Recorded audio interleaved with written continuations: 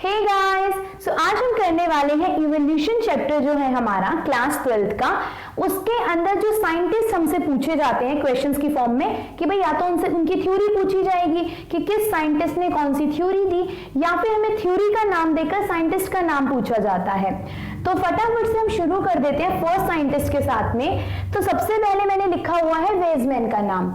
सो जो हमारी theory of continuity of germ plasm थी, so theory of continuity of germ plasm किसने दी थी?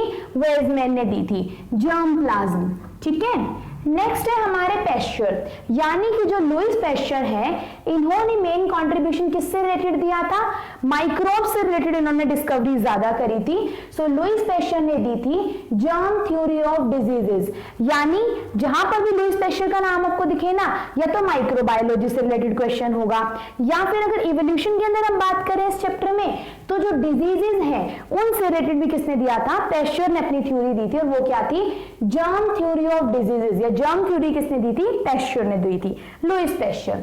नेक्स्ट है हमारे डार्विन। तो अगर हमने इवोल्यूशन वाले चैप्टर में डार्विन जी का नाम नहीं पढ़ा तो भाई कुछ नहीं पढ़ा। और ये हमारा क्वेश्चन अगर इस चैप्टर से कोई पेपर सेट कर रहा है तो पक्का डार्विन जी को तो जरूर उठाएगा। सो डार्विन की हम यहाँ पे 3 काम पढ़ने वाले हैं। सबसे पहला है कि जो डार्विन है इन्होंने दी थी थ्योरी ऑफ नेचुरल सिलेक्शन।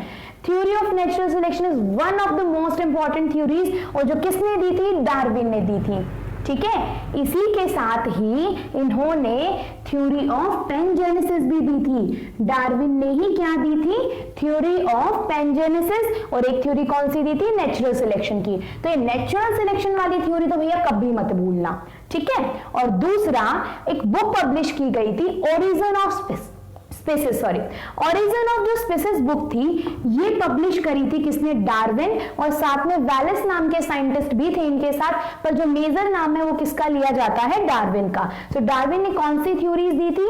पहली थ्योरी दी थी theory of natural selection, second theory of pangenesis, और एक बुक भी पब्लिश करी थी जिसका नाम क्या था? Origin of species. ठीक है, आगे चलते हैं। नेक्स्ट है हमारे पास में लेमार्क। लेमार्क ने कहा था, मतलब इन्होंने किसके बारे में बताया?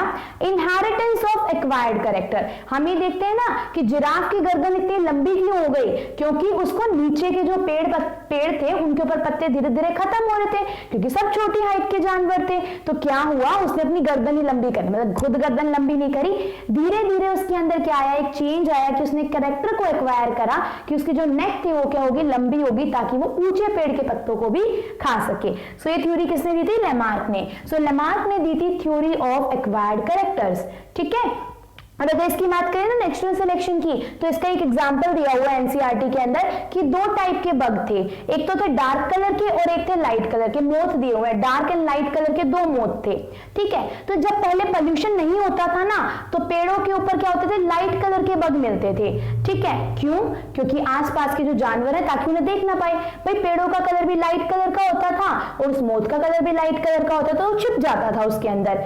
ठीक है, लेकिन धीरे धीरे पोल्यूशन बढ़ा तो जो पेड़ों वगैरह के आसपास का एरिया है क्या होने लगा? वहां पर थोड़ा सा ब्लैकिशनेस एरिया आना लग गया।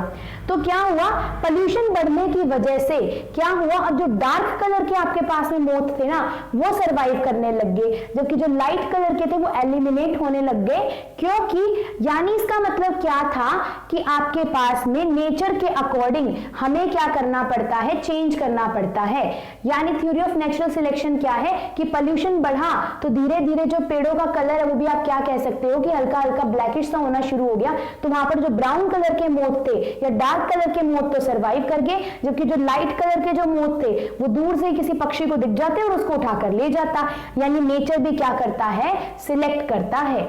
यानी एक एग्जांपल और से समझ सकते हो, या छोड़ो, अभी हम एमसीक्यू पॉइंट ऑफ व्यू से बात कर रहे हैं ना। सो डार्विन ने दी थी थ्योरी ऑफ नेचुरल सिलेक्शन, और एक्वायर्ड कैरेक्टर किसने दी थी? लेमार्क ने दी थी। उसके बाद आते हैं हुगो डी वेरिस।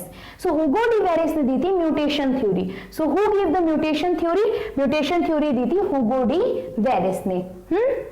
नेक्स्ट है मेंडल। भाई मेंडल का नाम तो आ गया। मेंडल ने क्या दिया था? Law of inheritance. मेंडल ने क्या दिया था? लॉ ऑफ इनहेरिटेंस दिया था। हम डार्विन की वाली थ्योरी पढ़ चुकी हैं, थ्योरी ऑफ पैनजेनेसिस। एंड नेक्स्ट है प्रिंसिपल ऑफ कॉम्पिटिटिव एक्सक्लूजन। तो principle of competitive exclusion clear दिखाई दे रहा है, मैं लिख देती हूं बाकी दोबारा से। ये प्रिंसिपल ऑफ कॉम्पिटिटिव एक्सक्लूजन जो किसने दिया था? गॉस ने दिया था। सो गॉस ने क्या दिया था? Principle of competitive exclusion.